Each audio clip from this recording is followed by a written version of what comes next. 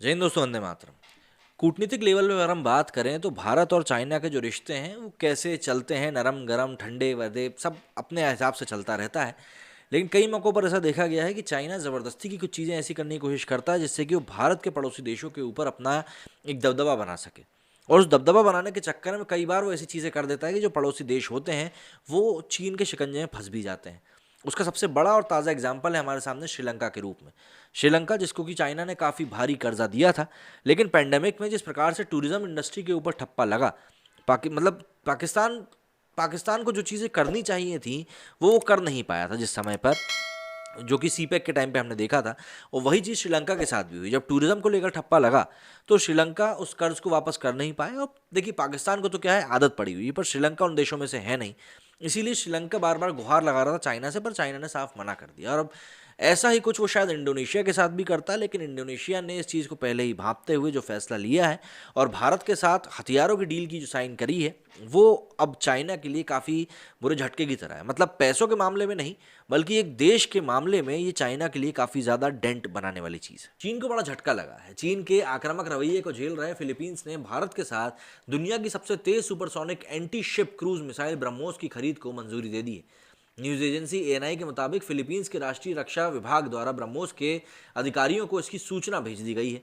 BrahMos missile के लिए ये पहला विदेशी ऑर्डर है। ये सौदा करीब 374 मिलियन अमेरिकी डॉलर का हुआ है।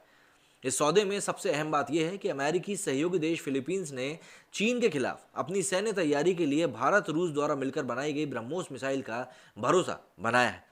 ब्रह्मोस सुपरसोनिक मिसाइल ध्वनि की रफ्तार से 3 गुना तेज गति यानी कि 4321 किलोमीटर प्रति घंटे की रफ्तार से मार करने में सक्षम है।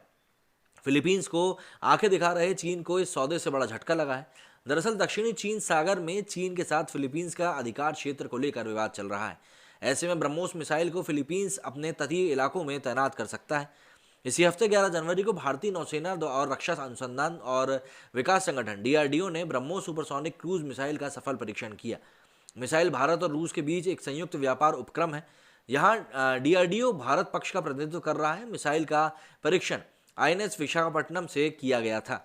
अब बात करें डीआरडीओ की, तो डीआरडीओ के बारे में बताया जा रहा है कि और ब्रह्मोस एयरोस्पेस इस मिसाइल का मित्र देशों को निर्यात करने के लिए पूरा जोर लगा रहे हैं। डीआरडीओ ने हाल ही में अमेरिका के साथ मेड इन इंडिया रडार का सौदा भी किया था। भारत को अन्य मित्र देशों से भी मिसाइल प्रणाली के ऑर्डर जल्द मिलने की उम्मीद है, क्योंकि कुछ और देशों के साथ भी इसे लेकर सौदेबाजी अपने अंतिम दौर में मौजूद है।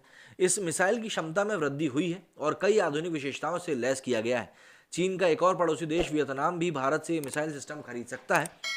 और अगर ऐसा होता है तो अपने आप में ये बात भारत के लिए काफ़ी मजबूत करने वाली होगी, क्योंकि जो पड़ोसी देश हैं जिन पे कि चाइना अपना नियंत्रण बनाना चाह रहा है गलत तरीके से, वो सभी देश ये सब उपकरण खरीद के कहीं ना कहीं भारत के मुरीद हो जाएंगे। और जहां एक तरफ हम पाकिस्तान से जूझ रहे हैं, वहीं दूसरी तरफ जो ये देश हैं इंडोनेशिया, वियतनाम, ये सभी देश अगर भारत के मुरीद हो जाते हैं, भारत के हिमायती हो जाते हैं, तो कहीं ना कहीं ये चाइना के लिए एक सरदर्द ही साबित होगा, जो कि दक्षिणी सागर में, इंडियन ओशियन में, साथ ही साथ चाइना सी में, साउथ चाइना सी में भी अपना एक एक अधिकार बनाने की कोशिश कर रहा है, जो कि वो बना नहीं पा रहा है। आपका क्या कहना है इस बारे में? मुझे कमेंट करके जरूर बताइएगा। मेरी स्टूडियो फिलहाल इतना ही। जय हिंद, जय भारत।